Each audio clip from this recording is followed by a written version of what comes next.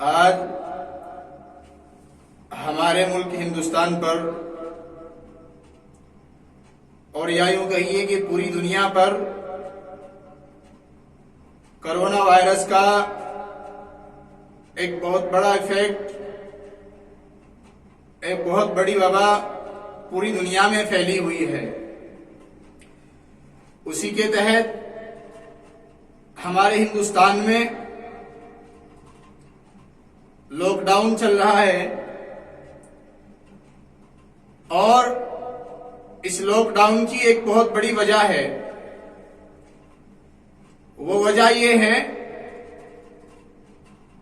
कि corona virus की जो बीमारी है वो एक दूसरे को छूने से, एक दूसरे के करीब आने से फैलती है।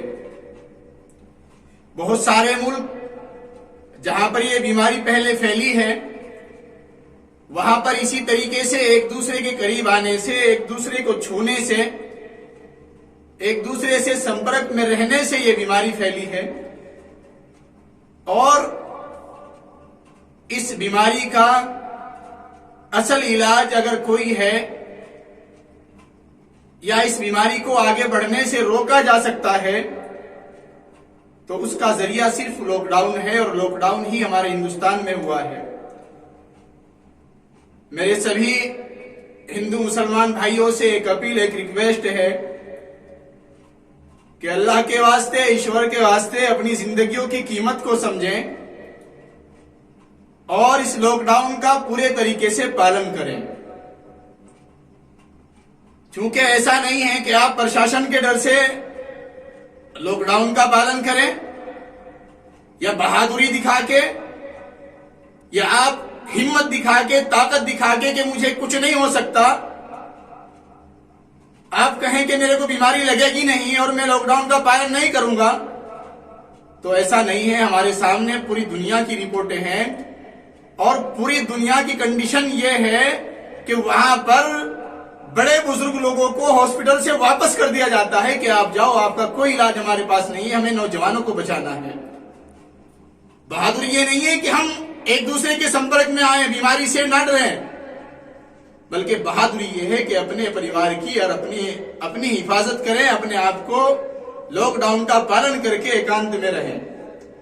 आज सिर्फ चूंकि अभी बोलने का मकसद ये है कि प्रशासन की तरफ से आज एक मीटिंग थी और उसमें यही चीजें कही गई थी कि आप मस्जिदों में जाकर हर जगह ऐलान हो, लोगों से कहें कि लॉकडाउन का पालन करें।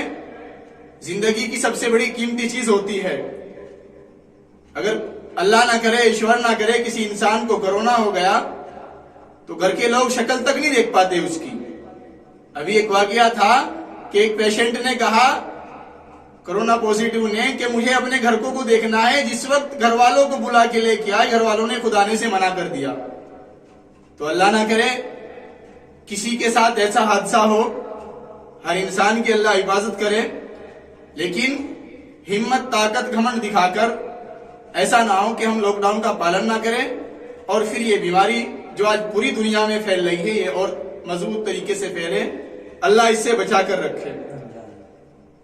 दूसरी चीज, आज प्रशासन की तरफ से, थाना चिल्काना की तरफ से एक मीटिंग थी जिसमें सभी मसाजिदों के या उलमाए किराम को बुलाया गया था। उसमें यह तय हुआ है कि आइंदा रमजानुल मुबारक करीब आ रहा है और रमजानुल मुबारक में यकीनन जहां रोजे की इबादत होती है वहीं तरावी की इबादत होती है और ये दोनों एक ऐसी इबादतें हैं कि यकीनन अगर इंसान दिल से सोचे तो अल्लाह इंसान के तकवे को देखता है, क्योंकि रोजे का मकसद भी सिर्फ तकवा है, इंसान के अंदर डर पैदा हो जाए। तरावी का मामला है, तरावी भी एक सुन्नत है और उस सुन्नत को जिंदा करना भी जरूरी है, लेकिन ऐसा ना हो कि जो हालात हैं हम हालात को ना समझें। क्योंकि आप सल्लल्लाहु अलैहि वसल्लम के टाइम में कबीला बनी सकीफ था और वहां के कोड के कुछ मरीज आप सल्लल्लाहु अलैहि वसल्लम से बैत लेना चाहते थे, आप सल्लल्लाहु अलैहि वसल्लम के पास आना चाहते थे। आप सल्लल्लाहु अलैहि वसल्लम ने हाथ तो दूर की बात है, हाथ मिलाना अपने पास सामने आके बात करने से भी मना कर दिया था।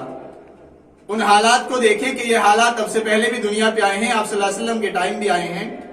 तरावी के मुतालिक चंद लोगों की जो तादाद बताई गई है वो मस्जिद में बतला दी जाएगी। उसके अलावा सभी लोग अपने अपने घरों में तरावी की नमाज अदा करें, या जैसे मुसलसल 5 नमाजें अदा कर रहे हैं वो नमाजें अपने घरों में ही अदा करते रहें। जब तक इस लॉकडाउन में ढील नहीं मिलती तब तक इन तमाम चीजों का ख्याल रखें। तरावी पूरे रमजान या जब तक लॉकडाउन चल रहा है तब तक अपने घरों में ही पढ़ें, और इस चीज का ख्याल रखें कि इमाम साहब को या मस्जिद के जिम्मेदारान हजरात को कोई तकलीफ ना हो, क्योंकि बहुत सी मर्तबा इंसान जोश में आकर कदम उठा लेता है। हमारे दीन के, हमारे मजहब में कॉन्सेप्ट ये है कि एक मर्तबा जोश दिखाना है, लेकिन वहां पर यह भी है कि छुप कर भी दीन किया जा सकता है। अपने आप के जज्बे को रोकना भी दीन है। तो इस चीज को समझें, क्योंकि हालात इस तरह के हैं। और हमारे उलमाए किराम, चाहे वो देवबंद हों चाहे और जगह हैं, वहां से उन्होंने जो गाइडलाइंस दी हैं वो भी यही कह रहे हैं कि घरों पर ही तरावी की नमाजें अदा करें और अपनी इबादतें अल्लाह के सामने पेश करें। तो बहुत बहुत शुक्रिया। मैं तो आलम प्रधान साहब भी 1 मिनट कह दें देख लो, क्योंकि आप मीटिंग में थे, वैसे भी कहते। मैं सभी गांव वालों से कहना चाहता हूं, उसमें हिंदू मुसलमान सभी भाई है, कि जो कारी साहब ने बताया वो बहुत ही खूब बताया है। और मैं तो ये कहना चाहता हूं कि लॉकडाउन का पालन करें और एक दूसरे से अपनी दूरी बनाए रखें। और जिस तरह हमारे यहाँ की रिपोर्टें जा रही है कि सड़कों पे घूम रहे हैं ना, उन पे भी थोड़ा ध्यान रखें और इस तरह बेवजह सड़कों पे ना घूमें, अपने काम के लिए ही बाहर निकले।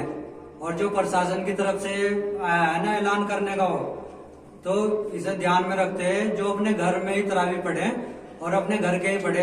ये नहीं है कि ताए चाचे को या किसी को भी इकट्ठे करके तरावी पढ़ेंगे चलो ही, लेकिन अपने घर के कितने भी आदमी हो, 5 हो 6 हो, पढ़ सकते हैं। बहुत बहुत शुक्रिया सर।